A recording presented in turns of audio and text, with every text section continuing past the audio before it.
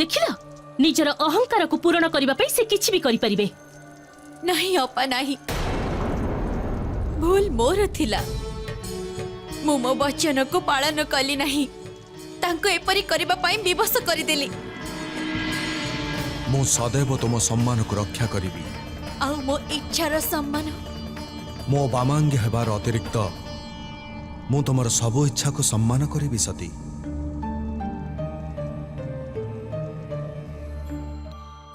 आमे सुनिछु आपण निज यज्ञ रे महादेव को बहिष्कार करिसंती प्रजापति दक्ष। नहीं प्रभु, महादेव निजकू निज इच्छा रे यज्ञ भागरु वंचित करिसंती। तपश्चर्य कौन? हट्ट जोगरु मन आत्मा आउ शरीर संतुलन को प्राप्त करने को तपश्चर्य कहती।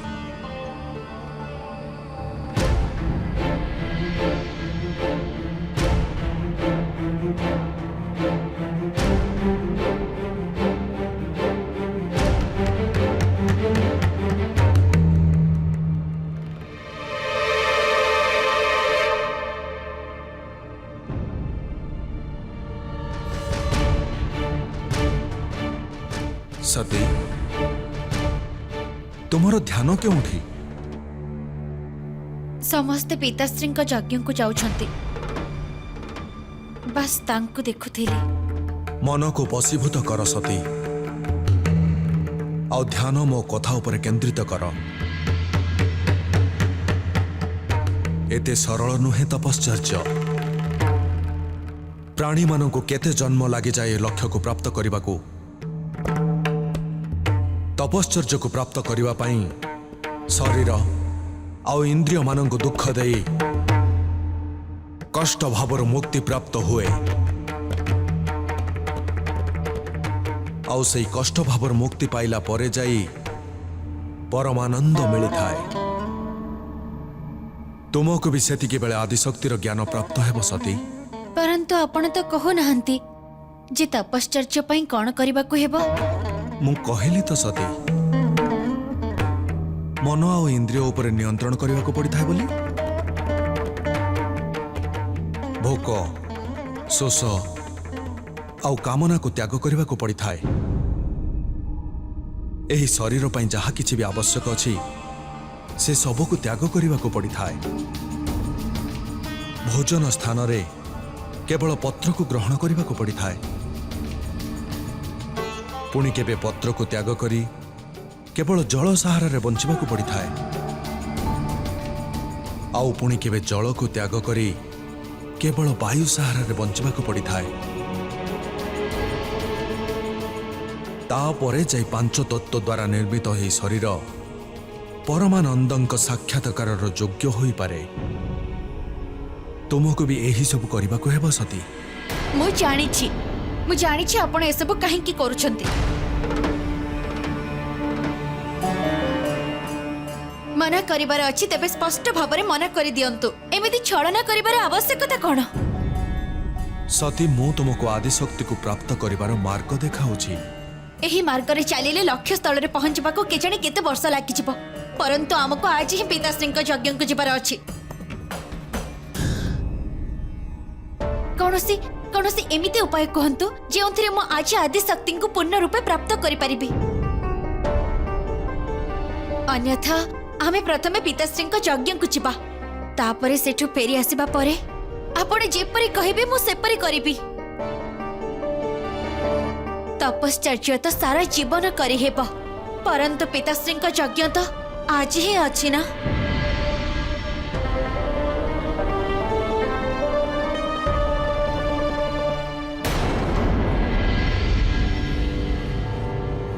मो आराध्य को भूली नहीं प्रभु।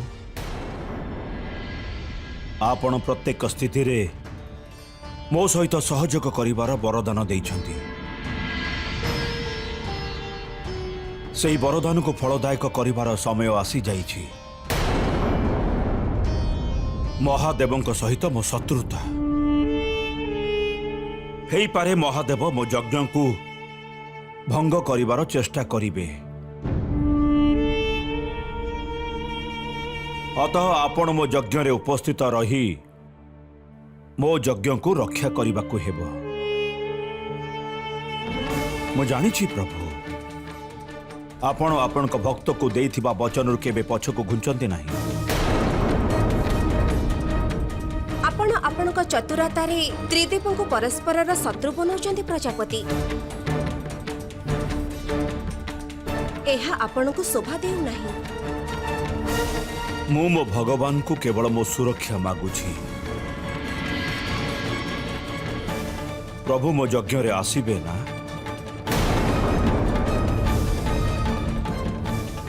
मो यज्ञ को रक्षा करने को। एबे बरदानर मर्यादार रक्षा तो करने को ही हब प्रजापति।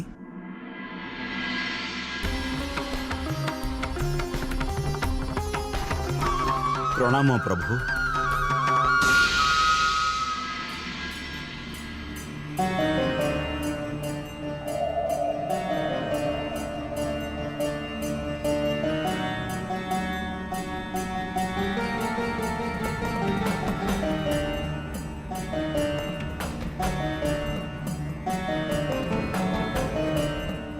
पंचाग्नि साधना ठो सरल आ तत्क्षणता फल देवा भली द्वितीय कौन सी साधना नहीं सती। पंचाग्नि साधना अर्थात पंच अग्नि मध्य शरीर को रखिबा अर्थात शरीर पांच कामना को बसीभूत करिबा।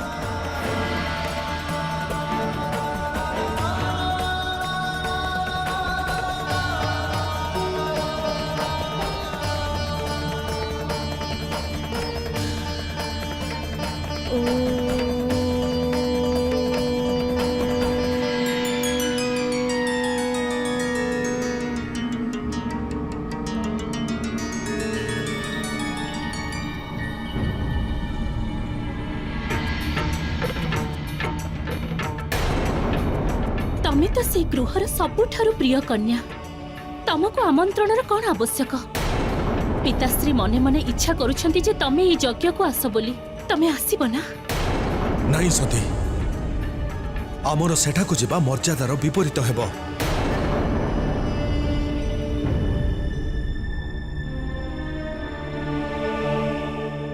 निजर मन को कामना ठारू दूरे रख सती।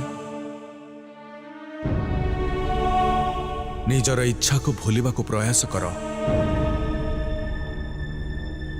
चिन्ह तुम्हें स्वयं को। तुम्हें एबे मनुष्यर पुत्री नुह, अपितु तुम्हें जगतर जननी आदि शक्ति।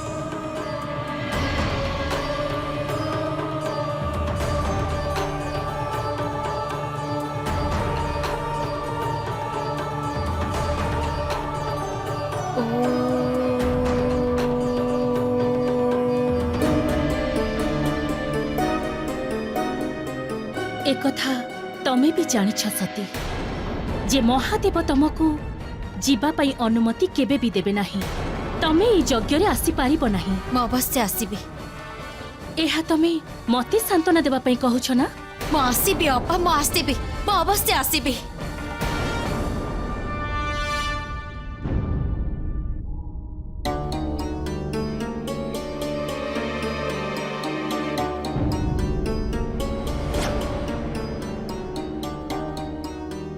नहीं सती, पुनर्बार प्रयास कर। एसबु संभव नुहे। मु एसबु यज्ञ पश्चात पूर्ण करिबी।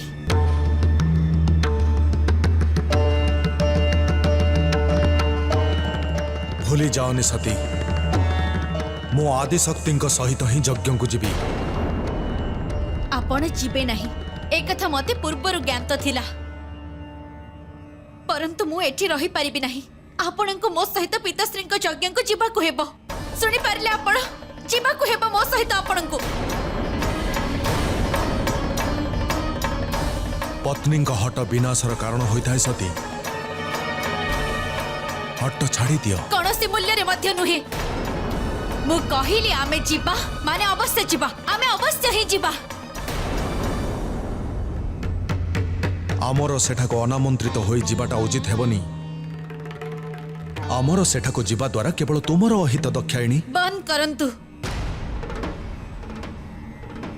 करंतु नहीं पिताश्री को निंदा। सीए मोर पिता सेठाकु जीवा द्वारा मोर कौन अहित हो जीव। 4 दिन भी हेनी मु कैलाश को आसबार। जन्मरु नहीं एबे जाए मु सेठी पूर्ण रूप से बढ़ी। सेठारे मोर किपरि अहित होई परिबो?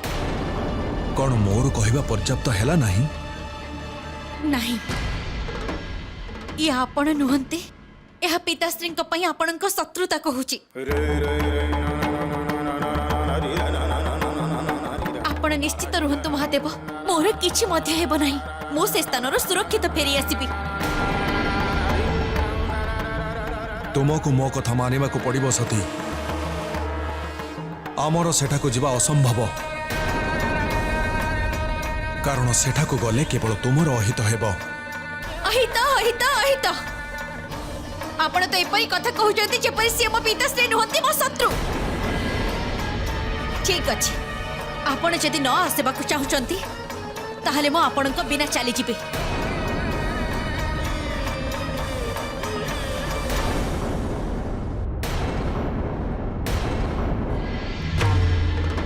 नहीं सती, मु कदापि तुमको एकाकी जीवाकू देबी नहीं। आपणक मो नियम आपण मते अटके पारिबे नाही।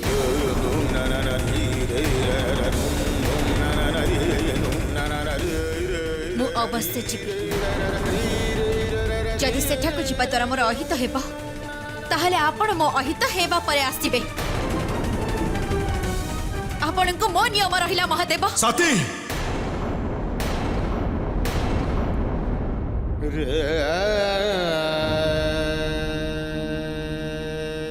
ये की प्रकार नियम देदेल सती? तुम अहितर पश्चात मोर आसबार अर्थ कौन आउ रहिबो? बीती जाइथिबा घटना को बदले हब नहीं सती।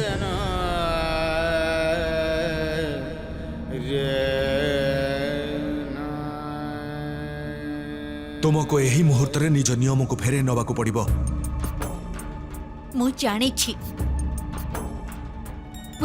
आपण मते अत्यंत प्रेम करती, परंतु प्रजापति दक्ष मोर पिता तांकर समस्त संतान मध्य मु तांकर सबुठु प्रिय पुत्री। मु सेठी सुरक्षित रहिबी महादेव। आपण आपणक हृदय रे कौनसी आशंका पालंतु नहीं। मोर किछि हेबो नहीं। तुम भाग्य तुमको डाकुछि सती, परंतु भ्रम यह तुमर। आउ तुम भ्रम एते सुदृढ़ हो सारी जे तुम स्वामी कथार सत्य थाई भी असत्य देखा जाउछि।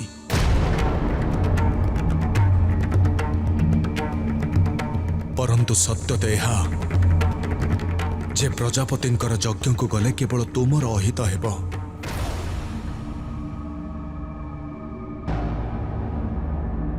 ठीक अच्छे, जदि मो अहित मो पिताश्री हाथ में लेखा होइछि ताहले ताहा मु स्वीकार करुछि। एबे हुए तो सेठारे मोर अहित हेब बा आपणक मनरे जहा दुर्भावना पिताश्री पई अछि ताहा सर्वदा पई दूर होई जिवो।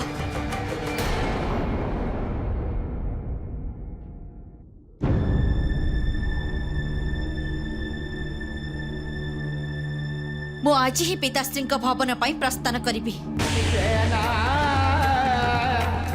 यह मोर अटल निर्णय।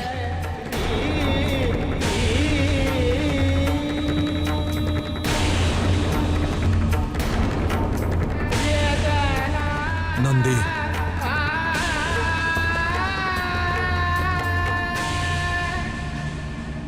सती को तांको पितांको गृह को नहीं जाओ। यांकर सुरक्षार उत्तरदायित्व तुम उपरे।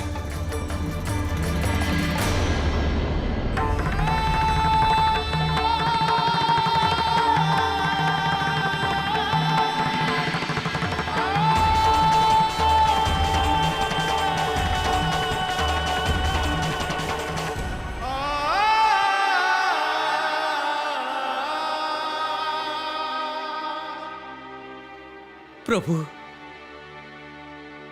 माता को अटकांतु माता को अटकांतु प्रभु पत्नी हट्ट को बाधा दबा असंभव नंदी, असंभव।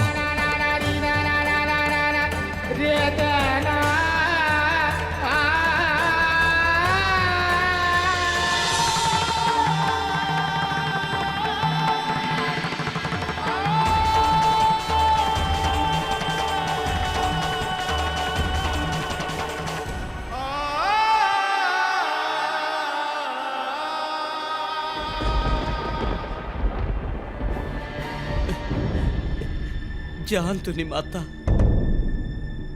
महादेव को कथा मानी जानतु।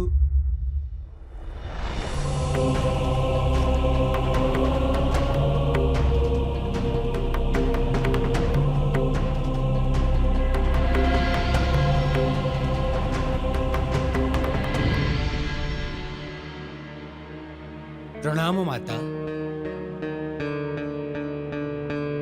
केते दुर्भाग्यर कथा एते बड़ यज्ञर आयोजन करा जाउछि आउ आम हृदय रे केवल विनाशर आशंका अछि। आपण सत्य कहउचंती माता। एबे तो केवल भगवान विष्णु को सहारा से जेपरी भी हेउ सती को आसीबारु अटके दियंतु। एथिरे ही समस्तक कल्याण। अतिथि सत्कार रे कौनसी प्रकार त्रुटि रखिबेनि।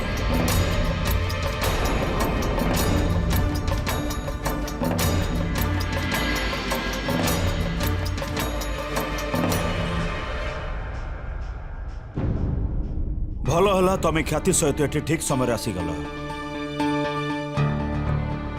सृष्टिर आरंभ बा पूर्वरु आउ ता पश्चात एते विशाल यज्ञ ना केबे हेछि आउ ना केबे हेब।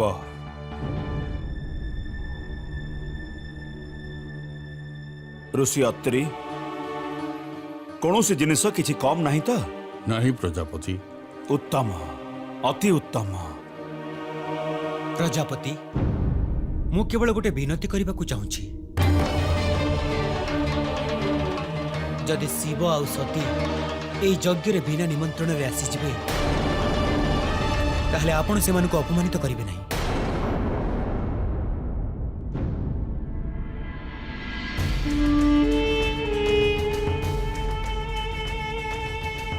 अपमान तार हुए जहार किछि सम्मान थाए ऋषि भृगु।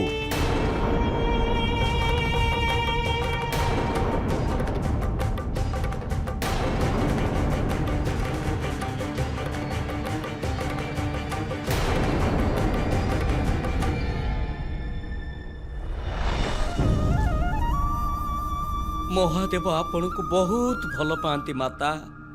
से आपणकर अहित हेउतिबार देखि पारिबे नाही। जदि आपणकर किछि हेइ जाए तेबे महादेव स्वयं को केबे क्षमा करि पारिबे नाही, केबे क्षमा करि पारिबे नाही माता। नंदी मु जमलोक नुहे मो पिताश्री गृह को जाउछि। बारंबार अहितर कथा कही मो पिताश्री अपमान कर नाही। परंतु माता महादेव तो असत्य कहू नांती ना। सी तो त्रिकालदर्शी तांको अशुभ घटिबार देखा जाउछि, सेतिपई से आपण को अटकाउचंती माता। मो महादेव को वचन केबे हेले मिथ्या हेई पारिबोनी माता, केबे भी नुहे। अच्छा गोटे कथा कह, महादेव सह तुमर संबंध कौन? माता मु तांको मो पितांको रूप रे देखुची। महादेव तुम पिता समान आउ प्रजापति दक्ष मो पिता अटंती। जेते विश्वास तुम्हें महादेव ऊपर करुछ ताठो अधिक विश्वास मते मो पिता ऊपर अछि। जदि तुम्हें महादेव ऊपर केबे संदेह करि परिबो नाही तेबे मो पिता ऊपर संदेह किपरि करिबी? जेपरी महादेवଙ୍କ प्रति तुम धारणा को बदलैबा असंभव सही परी मो पिताश्री प्रति मो भावना को बदलैबा संभव नुहे नंदी मो सेठाकू जीवे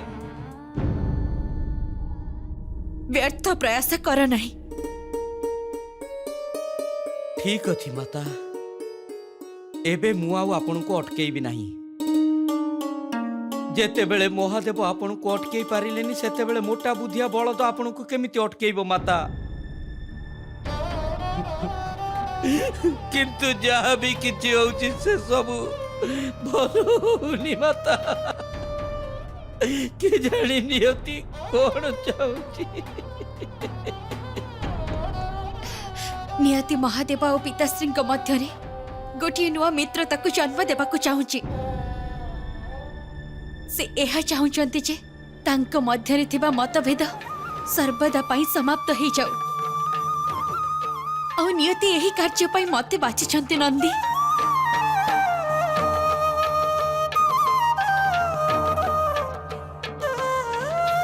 चलो जीवा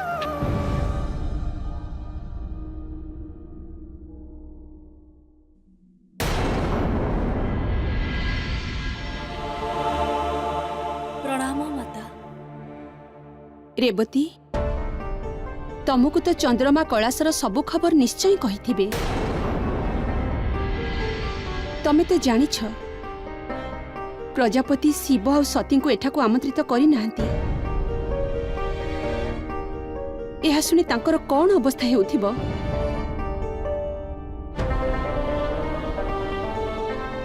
से दुखी अछंती ना दुख करबा तो स्वाभाविक माता परंतु याठू अधिक दुख आउ गोटे कथा अछि माता महादेव मना करिबा परे मध्य सती एठाकू आसीबा पई जिद करूछ कदाचित एबे जाई तो से प्रस्थान करि सारिथिबे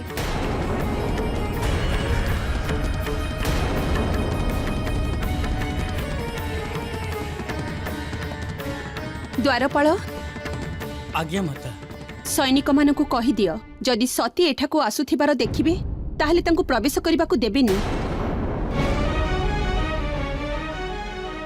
किछि भी कही बुझेई तांकु फेरेई देबे जदि माता सती न बुझिबे ताहले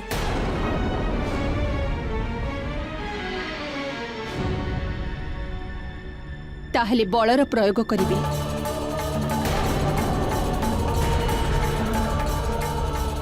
कारण सती हित एइथिरे अछि जथा आज्ञा माता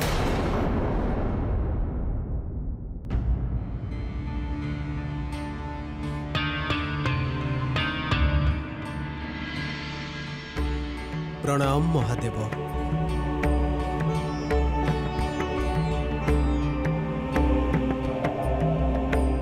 आमे आपणको दक्षଙ୍କ यज्ञ को नहीं जीवाकू आसीଛୁ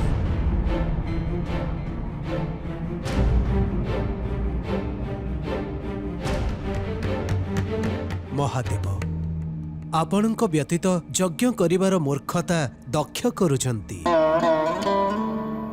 अपितु तांको ज्ञात नहीं जे एहा द्वारा कौन अनर्थ हे पारे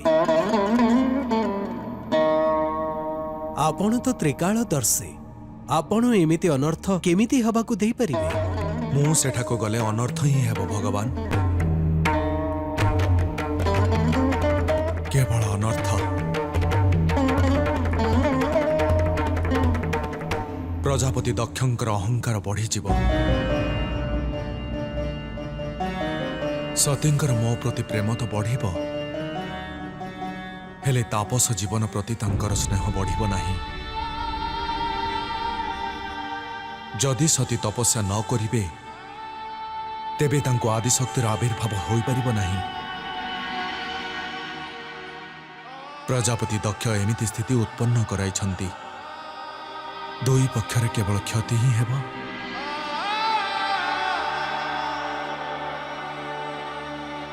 महादेव जदि आपण सेठाको आसीबे ताहले से क्षति टळी जीव दक्ष मो पुत्र ମୁଁ ତାଙ୍କୁ ବୁଝେଇବି। ଅହଙ୍କାରୀର କେହି ପିତା ନଥାନ୍ତି ବ୍ରହ୍ମଦେବ। ଅହଙ୍କାରୀ ମନୁଷ୍ୟ ସବୁ ସମ୍ବନ୍ଧକୁ ଭାଙ୍ଗି ଦେଇଥାଏ।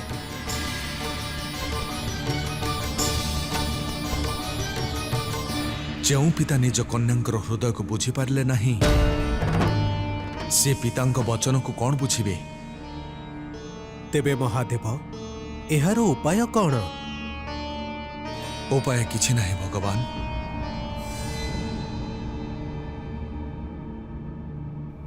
ମୋର ମନେ ହେଉଛି ଆପଣ ଆଉ ବ୍ରହ୍ମଦେବ ସେ ଯଜ୍ଞକୁ ଯିବା ଅନିବାର୍ଯ୍ୟ। କାରଣ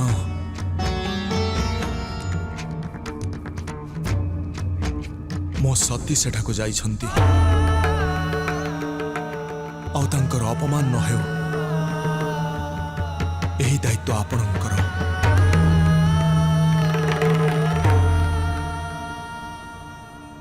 କାରଣ ମୁଁ ନିଜ ଅପମାନ ସହିପାରିବି,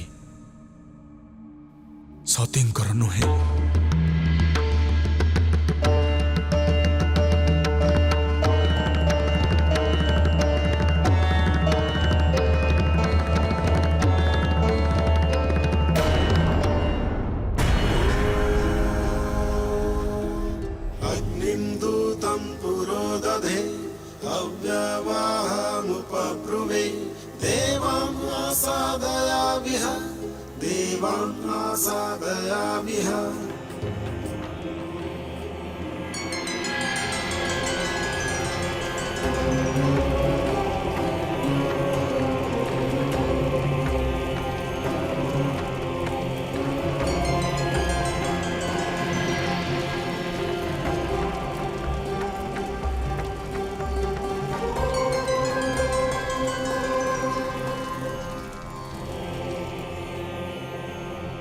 ଆପଣଙ୍କୁ ସ୍ୱାଗତ କରୁଛି ଅଗ୍ନିଦେବ। ଆସନ ଗ୍ରହଣ କରନ୍ତୁ।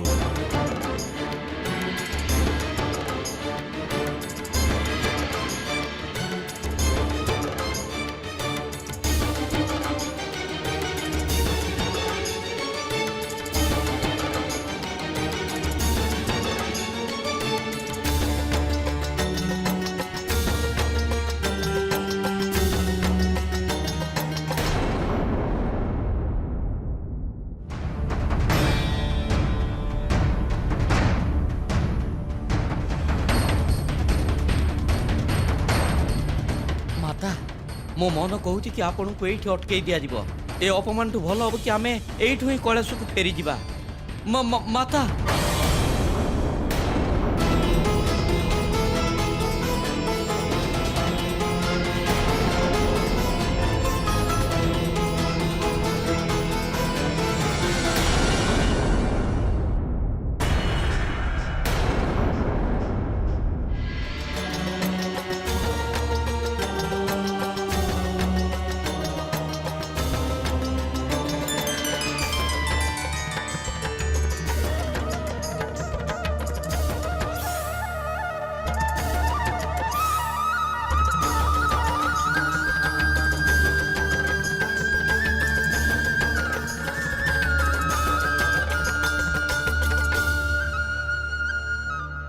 ମୋ ଯଜ୍ଞକୁ ଆସି ମୋତେ କୃତାର୍ଥ କରିବା ପାଇଁ କୋଟି କୋଟି ଧନ୍ୟବାଦ।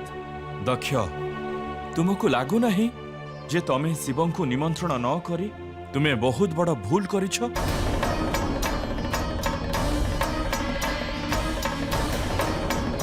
ଶିବଙ୍କୁ ଡାକି ନାହିଁ, ତାହେଲେ କ'ଣ ଅନର୍ଥ ହେଇଗଲା ପିତାଶ୍ରୀ?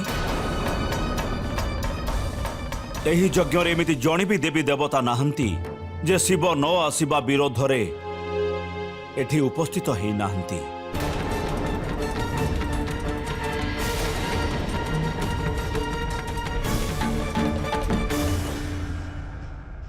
ଆମେ ସମସ୍ତେ ବିବଶତା ବଶତଃ ଆସିଛୁ ଦକ୍ଷ। ଯଜ୍ଞରେ ଆବାହିତ ଦେବତାଙ୍କୁ ଆସିବାକୁ ହିଁ ପଡ଼ିଥାଏ। ପରନ୍ତୁ ମହାଦେବଙ୍କ ବିନା କୌଣସି ବି ଯଜ୍ଞ ସଫଳ ହୋଇପାରିବ ନାହିଁ ପୁତ୍ର। ମନୁଷ୍ୟର ଭଗବାନଙ୍କ ସହିତ କଳହ ଉଚିତ ନୁହେଁ। ଏବେ ବି ସମୟ ଅଛି। ଶିବଙ୍କୁ ଡାକି କ୍ଷମା ମାଗି ନିଅ। ସେ ଭୋଳାନାଥ ତମକୁ କ୍ଷମା କରିଦେବେ। अन्यथा शिवଙ୍କ क्रोध समस्ते जानन्ति तुमको तुम निर्णय उपरे पश्चाताप କରିବାକୁ न पडु पश्चाताप କରିବାକୁ न पडु दक्ष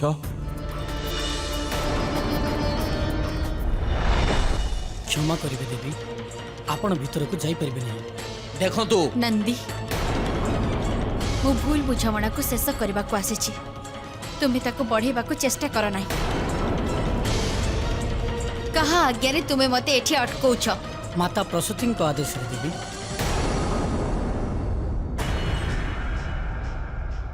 कौन कहा आज्ञा रे माता प्रसूति को आदेश रे देवी से कौनसी भी मूल्य रे आपण को आ महादेव को यज्ञ को प्रवेश न करबा पई आदेश दैछंती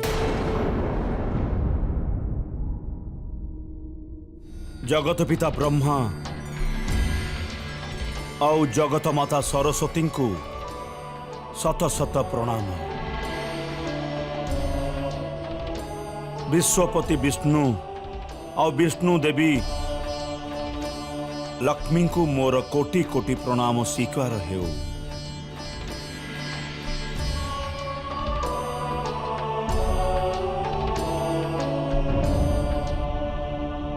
महानुभव मो ब्रह्मपुत्र प्रजापति दक्ष एई संपूर्ण ब्रह्मांडर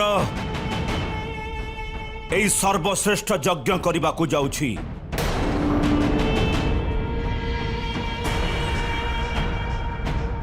एई यज्ञ सेई महान यज्ञर प्रतिकृति हेब जहार आरंभ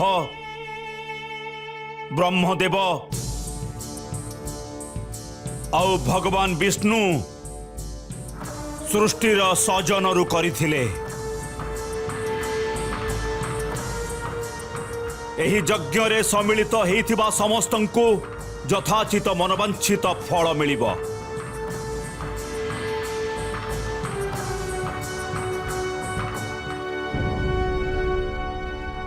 देवता मानकु अग्निकुंडर हविष्य दक्ष गण और किन्नर मानकु यज्ञर अर्घ्य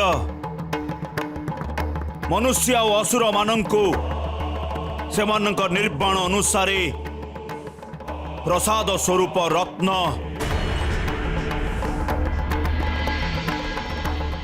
स्वर्ण आउ दान दक्षिणारे सम्मानित करा जिवो।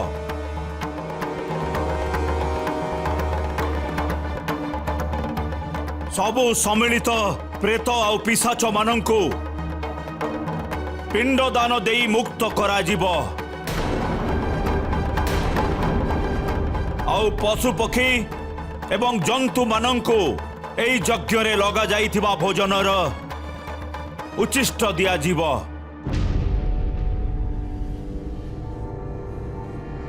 एमिति संपूर्ण यज्ञ आज जाए संपूर्ण संसार रे ना केबे हेइछि आउ ना भविष्यत रे केही करि परिबे।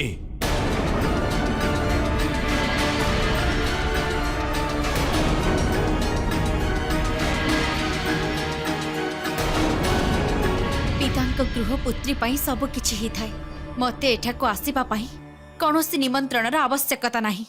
केमिति आपण को बुझेबी देवी तांकरी एभली कठोर आदेश रे आपणकर आ महादेवंकर नाम मध्य उल्लेख अछि। तुमर बुझिबारे अवश्य कौनसी भूल थिबो द्वारपाल। माता मु आपण को प्रार्थना करूछि एइठु आमे कैलाश को फेरी जिबा। नाही नंदी नाही किछि समय पूर्वरु मो अनुपस्थिति रे कौनसी यज्ञ संभव नथिला आउ आज मो ए स्थानर निष्कासित।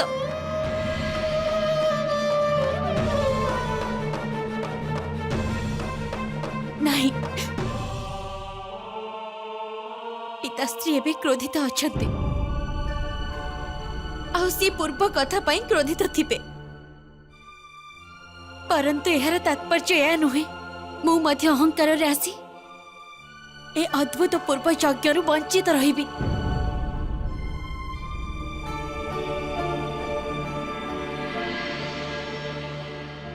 द्वारपाल देवी सती को भीतर को जीवक दियो। परंतु ଏହା ମୋର ଉତ୍ତରଦାୟିତ୍ୱ ହେବ। ଆଙ୍କ ଭିତରକୁ ଯିବାକୁ ଦିଅ। ଦେବୀ ଆପଣ ଭିତରକୁ ଯାଆନ୍ତୁ, ପରନ୍ତୁ ଦେବୀ ସତୀ କେବଳ ଆପଣ ହିଁ ଭିତରକୁ ପ୍ରବେଶ କରିପାରିବେ। ନନ୍ଦୀଙ୍କୁ ଏଇଠି ଅପେକ୍ଷା କରିବାକୁ ହେବ। ନାହିଁ ମାତା, ମୁଁ ଆପଣଙ୍କୁ ଏକାକୀ ଯିବାକୁ ଦେବି ନାହିଁ।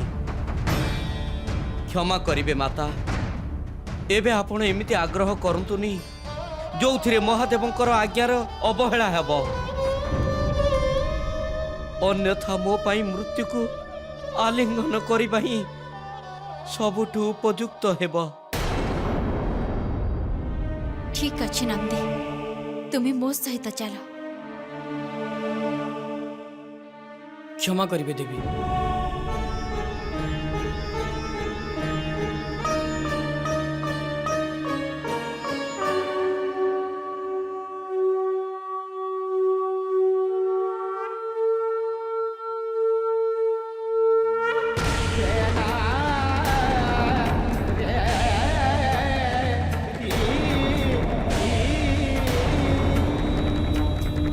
ରହିଯାଅ ସତୀ।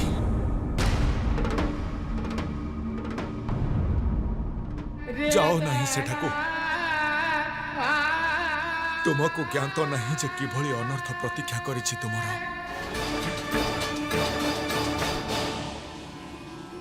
ମହାଦେବଙ୍କ ଶିଷ୍ୟ ହେଇଥିବା ହେତୁ ଆମମାନଙ୍କର ଏ ଯଜ୍ଞରେ ସମ୍ମିଳିତ ହେବାର ଉଚିତ ନଥିଲା।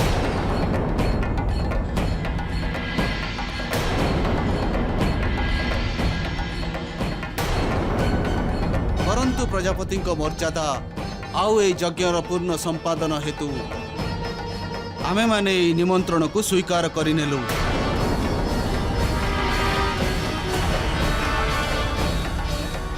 ଆପଣଙ୍କ ଆଚାର ସଂହିତା ଆଉ ନିୟମ ପ୍ରଣାଳୀରେ ଆମର କୌଣସି ମତଭେଦ ନାହିଁ। ମହାଦେବତା ଆମ ସମସ୍ତଙ୍କୁ ଆପଣଙ୍କ ଏହି ନିମନ୍ତ୍ରଣକୁ ସମ୍ମାନ ଦେବା ପାଇଁ ଆମକୁ ଏଠାରେ ଉପସ୍ଥିତ ରହିବା ପାଇଁ ନିର୍ଦ୍ଦେଶ ଦେଇଥିଲେ। ପରନ୍ତୁ ଆପଣଙ୍କର ଏହି ଘୋଷଣାରେ ଦୋଷ ଅଛି ପ୍ରଜାପତି। ତ୍ରିଦେବଙ୍କର ଦେବ ଯଦ୍ୟପି ହବିଷ୍ୟ ତ୍ୟାଗ କରିସାରିଛନ୍ତି, ପରନ୍ତୁ ଆପଣଙ୍କର ଏହି ଯଜ୍ଞ ତାଙ୍କର ନମନ ବିନା ପରିପୂର୍ଣ୍ଣ ହୋଇପାରିବ ନାହିଁ। ଆପଣଙ୍କର ଏହି ଯଜ୍ଞ କଦାପି ସଫଳ ହୋଇପାରିବ ନାହିଁ ପ୍ରଜାପତି। ଶିବଙ୍କ ଅସ୍ତିତ୍ୱ କ'ଣ?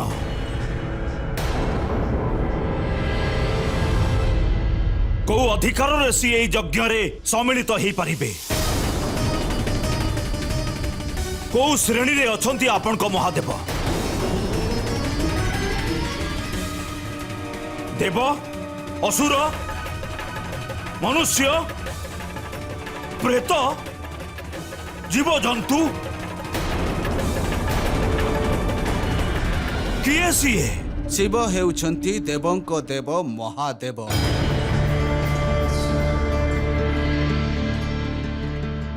ପରମେଶ୍ୱର ହେଉଛନ୍ତି ସେ। ଅବଶ୍ୟ ହେଇଥିବେ। ଆପଣଙ୍କ ଅଜ୍ଞାନତା ପାଇଁ, ମୋର ସର୍ବଜ୍ଞତା ପାଇଁ କଦାପି ନୁହେଁ।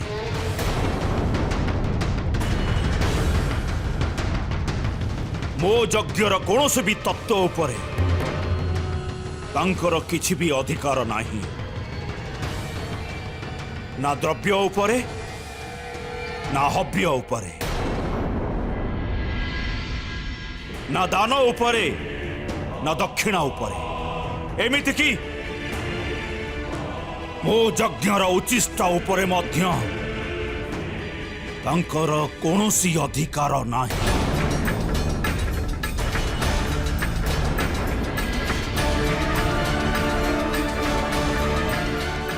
एमिति शिवंको उपरे अपमान उचित नुहे प्रजापति। एमिति शुभ कार्य मध्यरे आपणक कटुवाक्यर दोष आपणक उपरे ही पड़िबो। आपणक शिव तो कौन? समस्त ब्रह्मांडर शक्ति मध्य मोर कौनसी क्षति करि पारिबो नाही।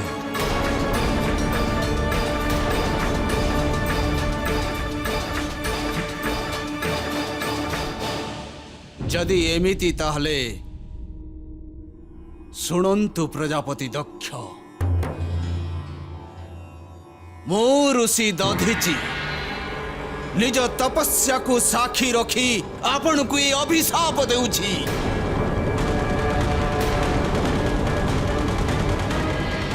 ଯେ ଆପଣଙ୍କର এই ଯଜ୍ଞ କଦାପି ପରିପୂର୍ଣ୍ଣ ହେବ ନାହିଁ। ଅଗ୍ନିଦେବ ଆପଣଙ୍କ ଆହୁତିକୁ ଗ୍ରହଣ କରିବେ ନାହିଁ।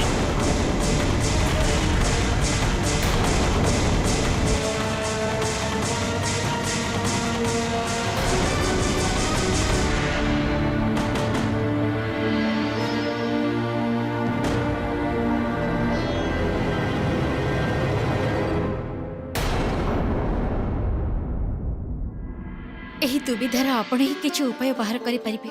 ମୁଁ ଆପଣଙ୍କ ସମ୍ମୁଖରେ ହସ୍ତ ଯୋଡୁଛି। ବାସ୍ ବାସ୍ ପୁତ୍ରୀ ବାସ୍। ପୁତ୍ରୀ ମାନଙ୍କର ହସ୍ତ ଯୋଡ଼ିବା ଅଶୁଭ ହୋଇଥାଏ। ଯାଅ ପୁତ୍ରୀ, ତୁମର କଲ୍ୟାଣ ହେଉ।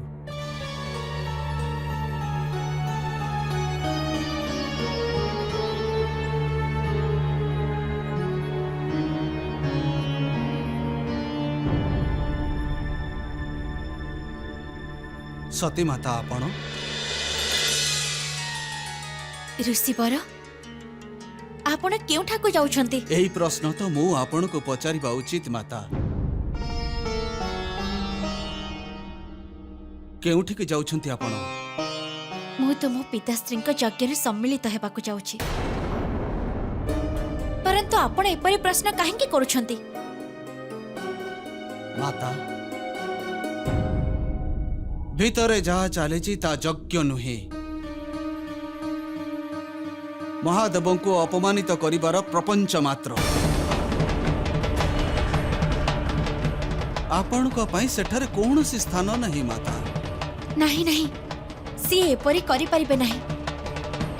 ମୋ ପିତା ମୋ ପତିଙ୍କ ଅପମାନ କରିପାରିବେ ନାହିଁ। ମୁଁ ତାଙ୍କୁ ହିଁ ତ ବୁଝେଇବାକୁ ଆସିଛି।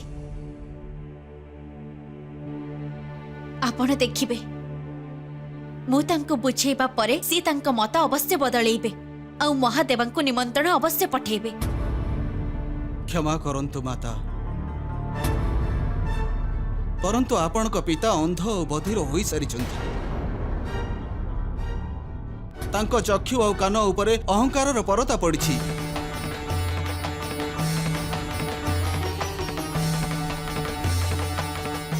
ସେ କିଛି ବି ବୁଝିବେ ନାହିଁ। ମୁଁ ବହୁତ ଚେଷ୍ଟା କରିଲି ତାଙ୍କୁ ବୁଝେଇବା ନିମନ୍ତେ। ତାଙ୍କୁ ବୁଝେଇବାର ପ୍ରୟାସ ଆପଣ କରିଛନ୍ତି, ପରନ୍ତୁ ତାଙ୍କ ପୁତ୍ରୀ ନୁହେଁ। ଆପଣ ମୋ ସହିତ ଚାଲନ୍ତୁ ଆଉ ସ୍ୱୟଂ ଦେଖି ନିଅନ୍ତୁ ଯେ ସେ ମୋର କଥା ମାନୁଛନ୍ତି ନା ନାହିଁ।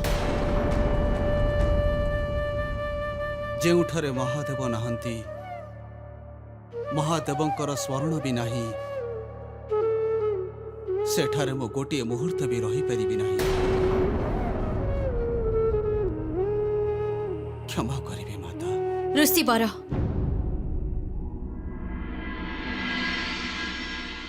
ମୁଁ ଆପଣଙ୍କୁ ଆଦେଶ ଦେଉଛି ଯେ ଆପଣ କନଖେଳ କ୍ଷେତ୍ର ଛାଡ଼ି ଯାଇପାରିବେ ନାହିଁ।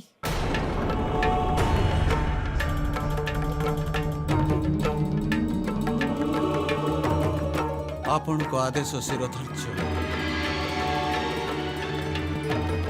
ପରନ୍ତୁ ମୁଁ ସେହି ଯଜ୍ଞସ୍ଥଳକୁ ସେ ପର୍ଯ୍ୟନ୍ତ ଯିବି ନାହିଁ ଯେ ପର୍ଯ୍ୟନ୍ତ ମହାଦେବ ସେଠାକୁ ନ ଆସିବେ।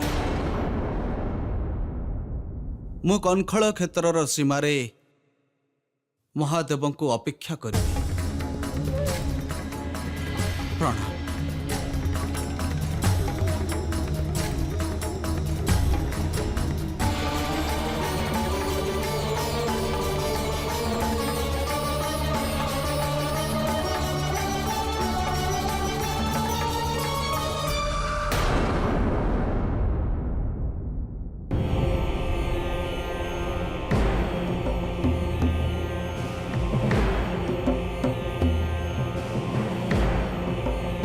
शुभ कार्य जहाँ विघ्न थिला से सब दूर हो जाइछि। चलंतु एबे यज्ञ आरंभ करिबा। ଏହା କିପରି ଯଜ୍ଞ ସ୍ୱାମୀ? ଆପଣ ତ ଆପଣଙ୍କ ଦ୍ୱାରା ହେଇଥିବା ନିୟମକୁ ଉପେକ୍ଷା କରୁଛନ୍ତି।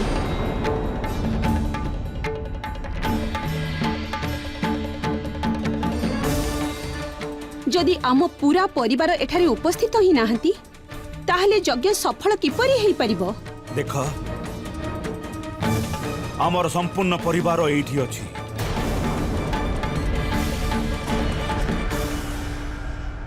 ସତୀଙ୍କ ବିନା?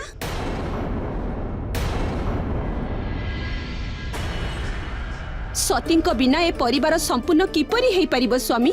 ତମେ କେବଳ ଯଜ୍ଞ ଉପରେ ଧ୍ୟାନ କେନ୍ଦ୍ରିତ କର।